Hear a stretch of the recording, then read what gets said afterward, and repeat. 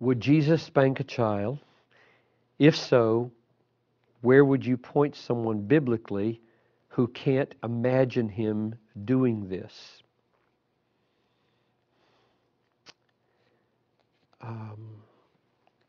If Jesus were married and had children, I think he would have spanked the children.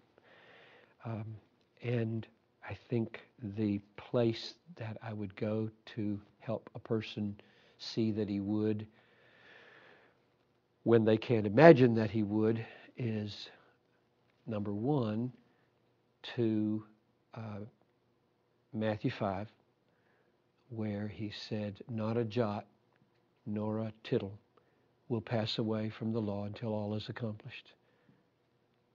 In other words, all the law and the prophets stand until they're done, and the law says, spare the rod, spoil the child. That's a paraphrase. The book of Proverbs says, if you withhold the rod, you hate your son. Jesus believed the Bible, and he would have done it. Now, that does not address the heart of the issue. The heart of the issue is, why does this person feel this way? What worldview inclines a person to think that you shouldn't spank a child? Where does that come from? Well, it comes straight out of this culture, I think. It's just, there's a sign that used to be on the side of the 35W bridge on the right as you go north, and the sign simply said this: never, never, never, never, never hurt a child. See that sign? That's all it said. And spanking is equated with hurting children. It's against the law in Sweden to spank a child. It's against the law, I think, in some states in America. I'm not sure that to spank a child. Well, I will go to jail over that issue. I mean, Talitha's almost to the point. I mean, she is to the point where I don't think in terms of spanking my 13-year-old daughter anymore. But I did when she was little.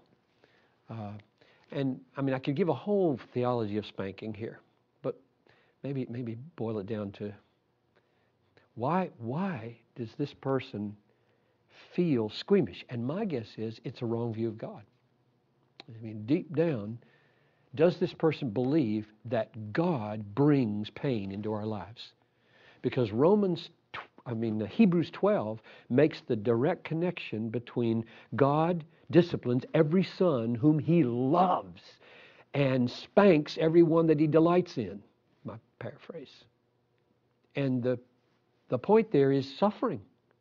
God brings sufferings into our life, and the writer of the Hebrews makes the connection between the parenting of God of his children through suffering. Well, this is a wrong view of God. God uses suffering to discipline his children. So do we. Now, you don't damage a child. You don't like that and make a big black eye or break his arm. Children have little fat bottoms so that they can be whopped. When my sons were 3 and 4 years old, at their worst stages, drawing with orange crayons on the wall, they knew what was going to happen.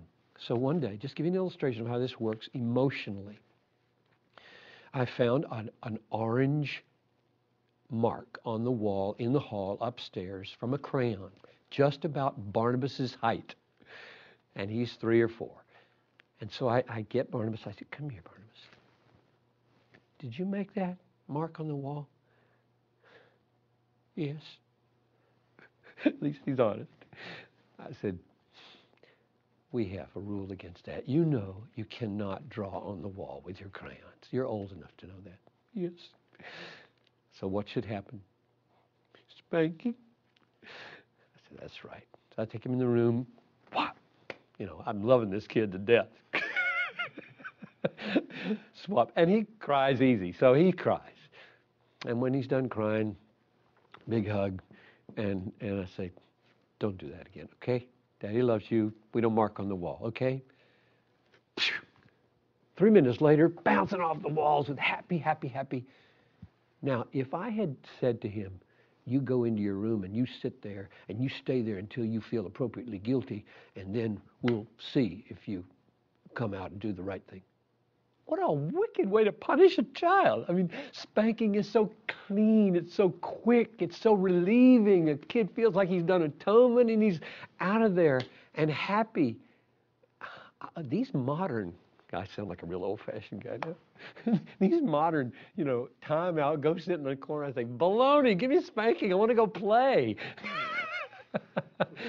I just think spanking is really healthy for children, and it is a measured deliverance of a non-damaging act of mild pain that makes the child feel the seriousness of what he's done. It is not beating. It's not abuse. There is a clear difference. The very word spank exists because there's such a thing as a loving way to whop a child on his behind or his chunky thigh.